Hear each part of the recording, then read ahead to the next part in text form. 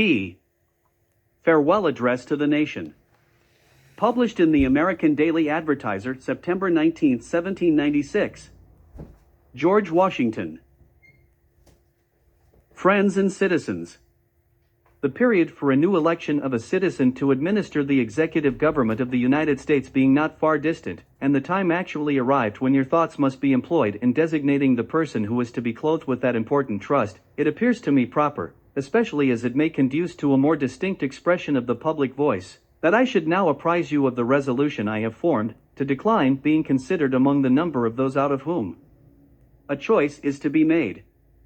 I beg you, at the same time, to do me the justice to be assured that this resolution has not been taken without a strict regard to all the considerations appertaining to the relation which binds a dutiful citizen to his country, and that in withdrawing the tender of service, which silence in my situation might imply, I am influenced by no diminution of zeal for your future interest, no deficiency of grateful respect for your past kindness, but am supported by a full conviction that the step is compatible with both the acceptance of, and continuance hitherto in, the office to which your suffrages have twice called me have been a uniform sacrifice of inclination to the opinion of duty and to a deference for what appeared to be your desire. I constantly hoped that it would have been much earlier in my power, consistently with motives which I was not at liberty to disregard, to return to that retirement from which I had been reluctantly drawn. The strength of my inclination to do this, previous to the last election, had even led to the preparation of an address to declare it to you, but mature reflection on the then perplexed and critical posture of our affairs with foreign nations, and the unanimous advice of persons entitled to my confidence, impelled me to abandon the idea. I rejoice that the state of your concerns, external as well as internal, no longer renders the pursuit of inclination incompatible with the sentiment of duty or propriety, and am persuaded, whatever partiality may be retained for my services, that, in the present circumstances of our country, you will not disapprove my determination to retire. The impressions with which I first undertook the arduous trust were explained on the proper occasion. In the discharge of this trust, I will only say that I have, with good intentions, contributed towards the organization and administration of the government the best exertions of which a very fallible judgment was capable. Not unconscious in the outset of the inferiority of my qualifications, experience in my own eyes, perhaps still more in the eyes of others, has strengthened the motives to diffidence of myself, and every day the increasing weight of years admonishes me more and more that the shade of retirement is as necessary to me as it will be welcome. Satisfied that if any circumstances have given peculiar value to my services, they were temporary, I have the consolation to believe that, while choice and prudence invite me to quit the political scene, patriotism does not forbid it. In looking forward to the moment which is intended to terminate the career of my public life, my feelings do not permit me to suspend the deep acknowledgment of that debt of gratitude which I owe to my beloved country for the many honors it has conferred upon me, still more for the steadfast confidence with which it has supported me, and for the opportunities one have thence enjoyed of manifesting my inviolable attachment, by services faithful and persevering, though in usefulness unequal to my zeal. If benefits have resulted to our country from these services, let it always be remembered to your praise, and as an instructive example in our annals, that under circumstances in which the passions, agitated in every direction, were liable to mislead, amidst appearances sometimes dubious, vicissitudes of fortune often discouraging, in situations in which not unfrequently want of success has countenanced the spirit of criticism, the constancy of your support was the essential prop of the efforts, and a guarantee of the plans by which they were effected. Profoundly penetrated with this idea, I shall carry it with me to my grave, as a strong incitement to unceasing vows that heaven may continue to you the choicest tokens of its beneficence, that your union and brotherly affection may be perpetual, that the free constitution, which is the work of your hands, may be sacredly maintained, that its administration in every department may be stamped with wisdom and virtue, that, in fine, the happiness of the people of these states, under the auspices of liberty, may be made complete by so careful a preservation and so prudent a use of this blessing as will acquire to them the glory of recommending it to the applause, the affection, and adoption of every nation which is yet a stranger to it. Here, perhaps, I ought to stop. But a solicitude for your welfare, which cannot end but with my life, and the apprehension of danger natural to that solicitude, urge me, on an occasion like the present, to offer to your solemn contemplation, and to recommend to your frequent review, some sentiments which are the result of much reflection, of no inconsiderable observation, and which appear to me all important to the permanency of your felicity as a people. These will be offered to you with the more freedom, as you can only see in them the disinterested warnings of a parting friend, who can possibly have no personal motive to bias his counsel. Nor can I forget, as an encouragement to it, your indulgent reception of my sentiments on a former and not dissimilar occasion. Interwoven as is the love of liberty with every ligament of your hearts, no recommendation of mine is necessary to fortify or confirm the attachment. The unity of government which constitutes you one people is also now dear to you. It is justly so, for it is a main pillar in the edifice of your real independence, the support of your tranquility at home, your peace abroad, of your safety, of your prosperity, of that very liberty which you so highly prize. But as it is easy to foresee that, from different causes and from different quarters, much pains will be taken, many artifices employed to weaken in your minds the conviction of this truth, as this is the point in your political fortress against which the batteries of internal and external enemies will be most constantly and actively, though often covertly and insidiously, directed. It is of infinite moment that you should properly estimate the immense value of your national union to your collective and individual happiness, that you should cherish a cordial, habitual, and immovable attachment to it, accustoming yourselves to think and speak of it as of the palladium of your political safety and prosperity, watching for its preservation with jealous anxiety, discountenancing whatever may suggest. For this you have every inducement of sympathy and interest. Citizens, by birth or choice, of a common country, that country has a right to concentrate your affections. The name of American, which belongs to you in your national capacity, must always exalt the just pride of patriotism more than any appellation derived from local discriminations. With slight shades of difference, you have the same religion, manners, habits, and political principles. You have in a common cause fought and triumphed together. The independence and liberty you possess are the work of joint counsels, and joint efforts of common dangers, sufferings, and successes. But these considerations, however powerfully they address themselves to your sensibility, are greatly outweighed by those which apply more immediately to your interest. Here every portion of our country finds the most commanding motives for carefully guarding and preserving the union of the whole. The North, in an unrestrained intercourse with the South, protected by the equal laws of a common government, finds in the productions of the latter great additional resources of maritime and commercial enterprise and precious materials of manufacturing industry. The South, in the same intercourse, benefiting by the agency of the North, sees its agriculture grow and its commerce expand. Turning partly into its own channels the seamen of the North, it finds its particular navigation invigorated, and, while it contributes, in different ways, to nourish and increase the general mass of the national navigation, it looks forward to the protection of a maritime strength, to which itself is unequally adapted. The East, in a like intercourse with the West, already finds, and in the progressive improvement of interior communications by land and water, will more and more find a valuable vent for the commodities which it brings from abroad, or manufactures at home.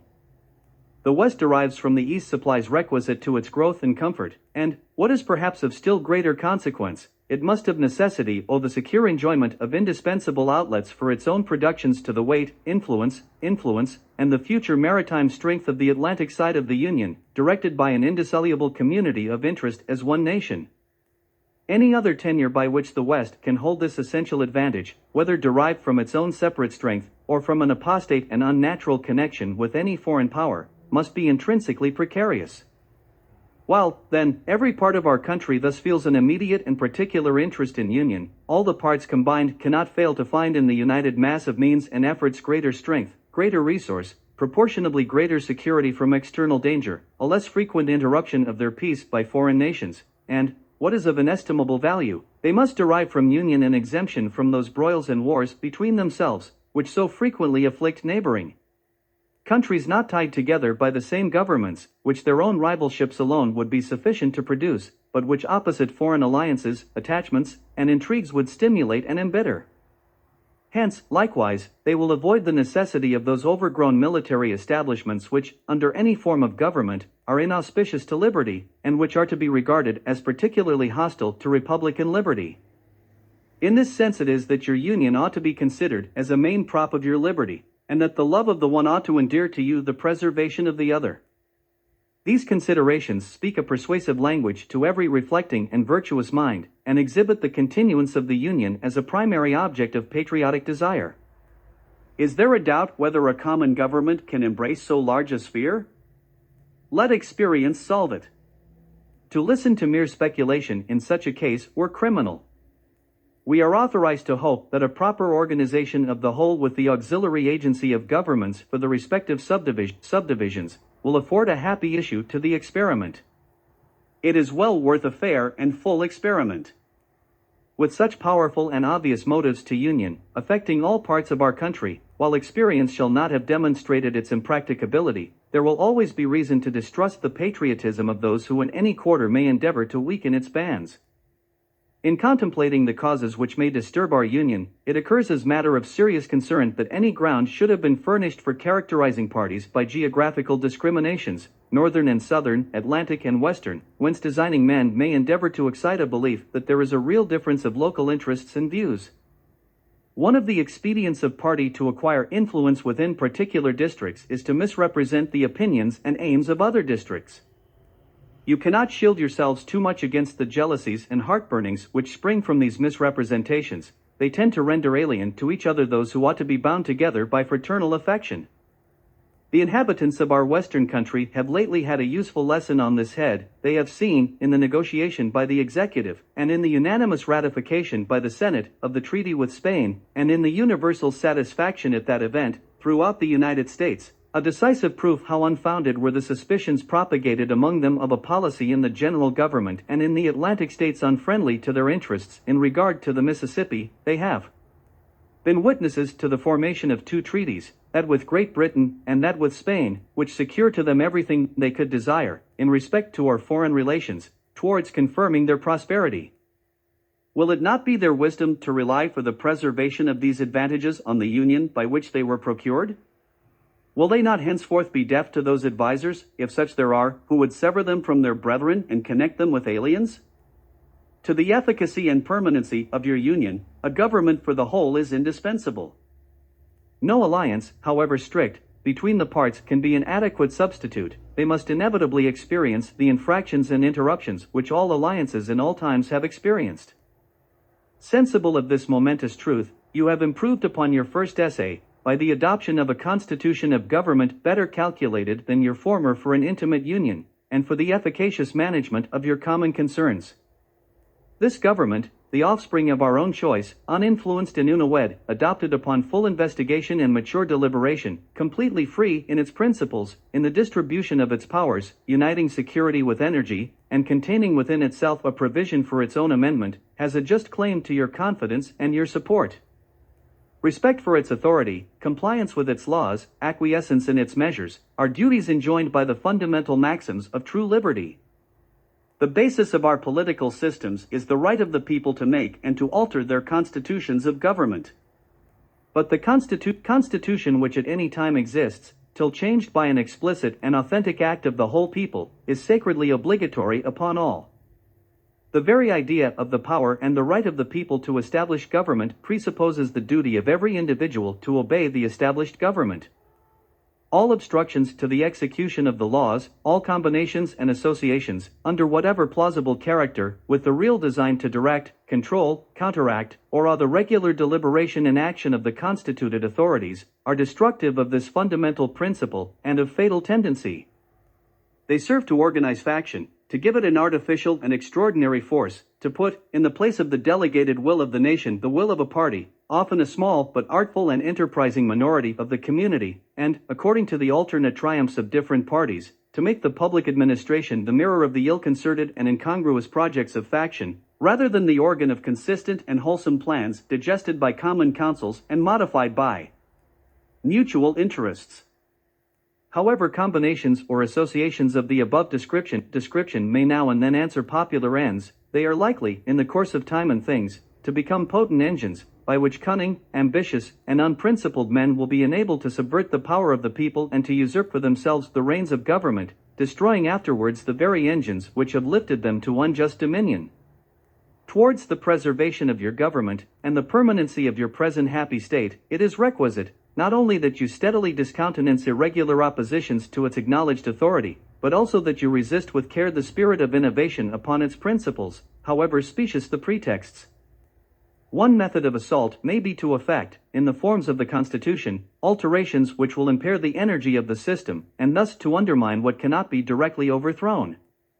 In all the changes to which you may be invited, remember that time and habit are at least as necessary to fix the true character of governments as of other human institutions, that experience is the surest standard by which to test the real tendency of the existing constitution of a country, that facility in changes, upon the credit of mere hypothesis and opinion, exposes to perpetual change, from the endless variety of hypothesis and opinion, and remember, especially, that for the efficient management of your common interests, in a country so extensive as ours, a government of as much vigor as is consistent with the perfect security of liberty is indispensable.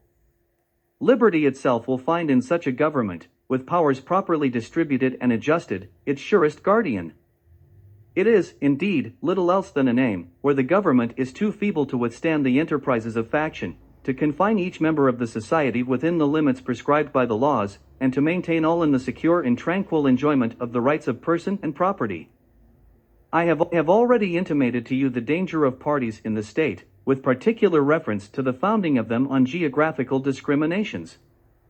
Let me now take a more comprehensive view, and warn you in the most solemn manner against the baneful effects of the spirit of party generally. This spirit, unfortunately, is inseparable from our nature, having its root in the strongest passions of the human mind. It exists under different shapes in all governments, more or less stifled, controlled, or repressed, but, in those of the popular form, it is seen in its greatest rankness, and is truly their worst enemy. The alternate domination of one faction over another, sharpened by the spirit of revenge, natural to party dissension, which in different ages and countries has perpetrated the most horrid enormities, is itself a frightful despotism. But this leads at length to a more formal and permanent despotism. The disorders and miseries which result gradually incline the minds of men to seek security and repose in the absolute power of an individual, and sooner or later the chief of some prevailing faction, more able or more fortunate than his competitors, turns this disposition to the purposes of his own elevation, on the ruins of public liberty. Without looking forward to an extremity of this kind, which nevertheless ought not to be entirely out of sight, the common and continual mischiefs of the spirit of party are sufficient to make it the interest and duty of a wise people to discourage and restrain it. It serves always to distract the public councils and enfeeble the public administration. It agitates the community with ill-founded jealousies and false alarms, kindles the animosity of one part against another, foments occasionally riot and insurrection. It opens the door to foreign influence and corruption, which finds a facilitated access to the government itself through the channels of party passions. Thus the policy and the will of one country are subjected to the policy and will of another. There is an opinion that parties in free countries are useful checks upon the administration of the government and serve to keep alive the spirit of liberty. This within certain limits is probably true, and in governments of a monarchical caste, patriotism may look with indulgence, if not with favor, upon the spirit of party. But in those of the popular character, in governments purely elective, it is a spirit not to be encouraged. From their natural tendency, it is certain there will always be enough of that spirit for every salutary purpose. And there being constant danger of excess, the effort ought to be by force of public opinion, to mitigate and assuage it. A fire not to be quenched, it demands a uniform vigilance to prevent its bursting into a flame, lest, instead of warming, it should consume. It is important, likewise, that the habits of thinking in a free country should inspire caution in those entrusted with its administration, to confine themselves within their respective constitutional spheres, avoiding in the exercise of the powers of one department to encroach upon another. The spirit of encroachment tends to consolidate the powers of all the departments in one, and thus to create, whatever the form of government, a real despotism. A just estimate of that love of power, and proneness to abuse it, which predominates in the human heart, is sufficient to satisfy us of the truth of this position. The necessity of reciprocal checks in the exercise of political power, by dividing and distributing it into different depositaries, and constituting each the guardian of the public weal against invasions by the others, has been evinced by experiments ancient and modern, some of them in our country and under our own eyes. To preserve them must be as necessary as to institute them. If, in the opinion of the people, the distribution or modification of the constitutional powers be in any particular wrong, let it be corrected by an amendment in the way which the Constitution designates. But let there be no change by usurpation, for though this, in one instance, may be the instrument of good, it is the customary weapon by which free governments are destroyed. The precedent must always greatly overbalance in permanent evil any partial or transient benefit, which the use can at any time yield. Of all the dispositions and habits which lead to political prosperity, religion and morality are indispensable supports. In vain would that man claim the tribute of patriotism who should labor to subvert these great pillars of human happiness, these firmest props of the duties of men and citizens. The mere politician, equally with the pious man, ought to respect and to cherish them. A volume could not trace all their connections with private and public felicity. Let it simply be asked, where is the security for property, for reputation, for life, if the sense of religious obligation desert the oaths which are the instruments of investigation in courts of justice? And let us with caution indulge the supposition that morality can be maintained without religion. Whatever may be conceded to the influence of refined education on minds of peculiar structure, reason and experience both forbid us to expect that national morality can prevail in exclusion of religious principle. It is substantially true that virtue or morality is a necessary spring of popular government. The rule, indeed, extends with more or less force to every species of free government. Who that is a sincere friend to it can look with indifference upon attempts to shake the foundation of the fabric? Promote then, as an object of primary importance, institutions for the general diffusion of knowledge. In proportion as the structure of a government gives force to public opinion, it is essential that public opinion should be enlightened. As a very important source of strength and security, cherish public credit. One method of preserving it is to use it as sparingly as possible, avoiding occasions of expense by cultivating peace, but remembering also that timely disbursements to prepare for danger frequently prevent much greater disbursements to repel it, avoiding likewise the accumulation of debt, not only by shunning occasions of expense, but by vigorous exertion in time of peace to discharge the debts which unavoidable wars may have occasioned, not ungenerously throwing upon posterity the burden which we ourselves ought to bear. The execution of these maxims belongs to your representatives, but it is necessary that public opinion should cooperate.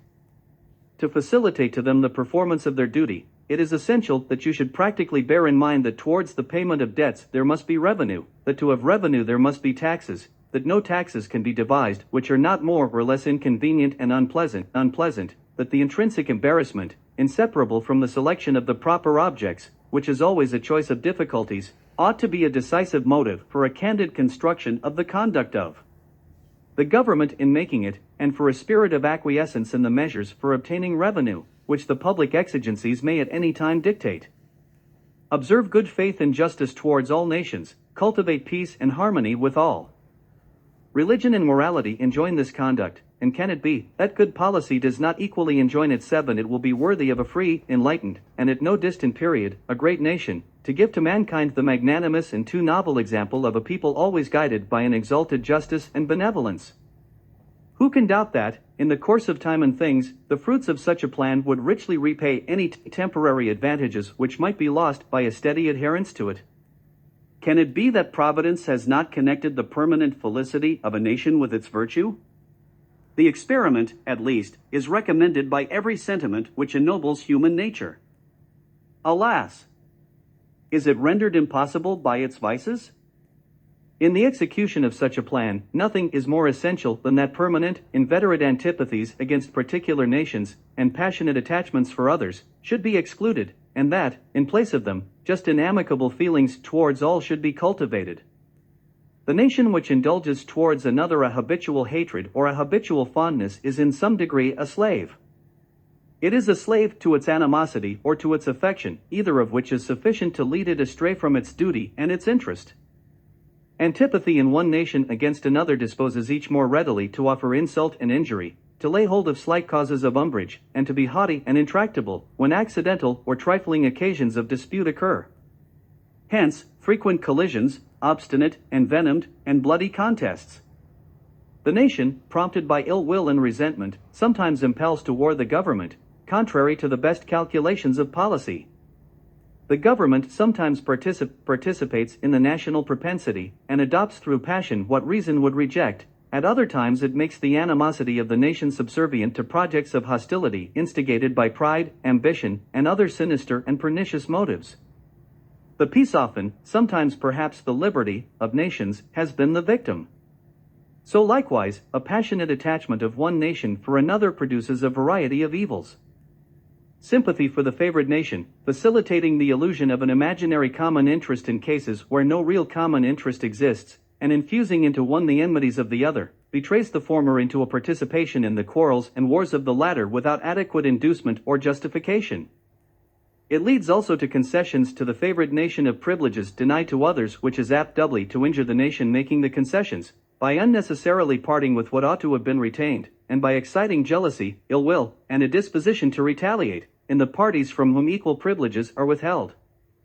And it gives to ambitious, corrupted, or deluded citizens, who devote themselves to the favorite nation, facility to betray or sacrifice the interests of their own country, without odium, sometimes even with popularity, gilding, with the appearances of a virtuous sense of obligation, a commendable deference for public opinion, or a laudable zeal for public good, the base or foolish compliances of ambition, corruption, or infatuation. As avenues to foreign influence in innumerable ways, such attachments are particularly alarming to the truly enlightened and independent patriot. How many opportunities do they afford to tamper with domestic factions, to practice the arts of seduction, to mislead public opinion, to influence or awe the public councils? 7. Such an attachment of a small or weak towards a great and powerful nation dooms the former to be the satellite of the latter. Against the insidious wiles of foreign influence, I conjure you to believe me, fellow citizens, the jealousy of a free people ought to be constantly awake, since history and experience prove that foreign influence is one of the most baneful foes of republican government. But that jealousy to be useful must be impartial, else it becomes the instrument of the very influence to be avoided, instead of a defense against it. Excessive partiality for one foreign nation and excessive dislike of another cause those whom they actuate to see danger only on one side, and serve to veil and even second the arts of influence on the other. Real patriots who may resist the intrigues of the favored are liable to become suspected and odious, while its tools and dupes usurp the applause and confidence of the people, to surrender their interests. The great rule of conduct for us in regard to foreign nations is in extending our commercial relations, to have with them as little political connection as possible. So far as we have already formed engagements, let them be fulfilled with perfect good faith. Here let us stop. Europe has a set of primary interests which to us have none, or a very remote relation. Hence she must be engaged in frequent controversies, the causes of which are essentially foreign to our concerns. Hence, therefore, it must be unwise in us to implicate ourselves by artificial ties in the ordinary vicissitudes of her politics, or the ordinary combinations and collisions of her friendships or enmities. Our detached and distant situation invites and enables us to pursue a different course. If we remain one people under an efficient government, the period is not far off when we may defy material injury from external annoyance, when we may take such an attitude as will cause the neutrality we may at any time resolve upon to be scrupulously respected, when belligerent nations, under the impossibility of making acquisitions upon us, will not lightly hazard the giving us provocation, when we may choose peace or war, as our interest, guided by justice, shall counsel. Why forego the advantages of so peculiar a situation? Why quit our own to stand upon foreign ground? Why, by interweaving our destiny with that of any part of Europe, entangle our peace and prosperity in the toils of European ambition, rivalship, interest, humor, or caprice? It is our true policy to steer clear of permanent alliances with any portion of the foreign world, so far, as we are now at liberty to do it, for let me not be understood as capable of patronizing infidelity to existing engagements. I hold the maxim no less applicable to public than to private affairs, that honesty is always the best policy. I repeat it, therefore, let those engagements be observed in their genuine sense. But, in my opinion, it is unnecessary and would be unwise to extend them. Taking care always to keep ourselves by suitable establishments on a respectable defensive posture, we may safely trust to temporary alliances for extraordinary emergencies. Harmony, liberal intercourse with all nations, are recommended by policy, humanity, and interest.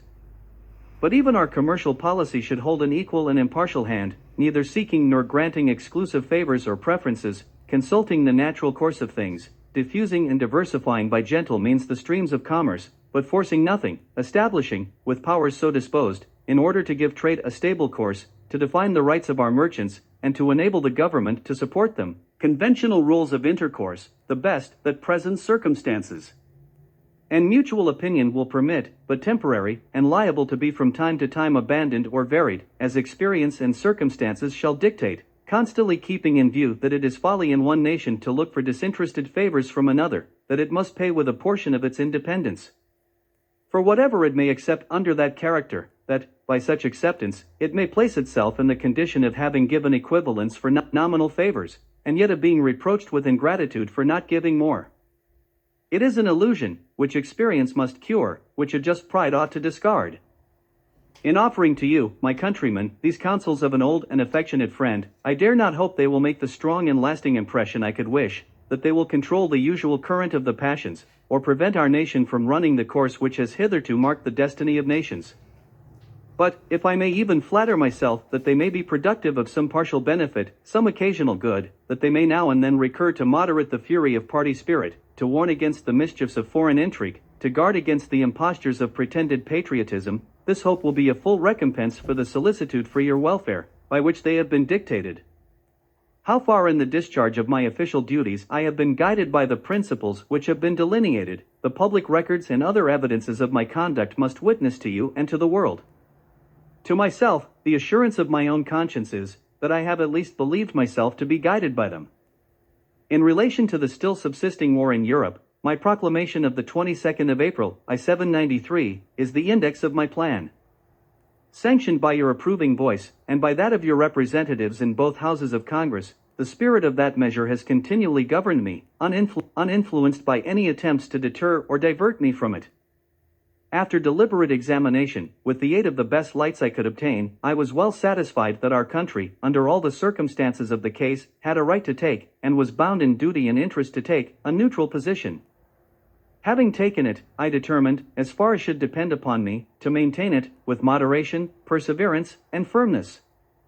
The considerations which respect the right to hold this conduct, it is not necessary on this occasion to detail. I will only observe that, according to my understanding of the matter, that right, so far from being denied by any of the belligerent powers, has been virtually admitted by all. The duty of holding a neutral conduct may be inferred, without anything more, from the obligation which justice and humanity impose on every nation, in cases in which it is free to act, to maintain inviolate the relations of peace and amity towards other nations. The inducements of interest for observing that conduct will best be referred to your own reflections and experience. With me a predominant motive has been to endeavor to gain time to our country to settle and mature its yet recent institutions, and to progress without interruption to that degree of strength and consistency which is necessary to give it, humanly speaking, the command of its own fortunes.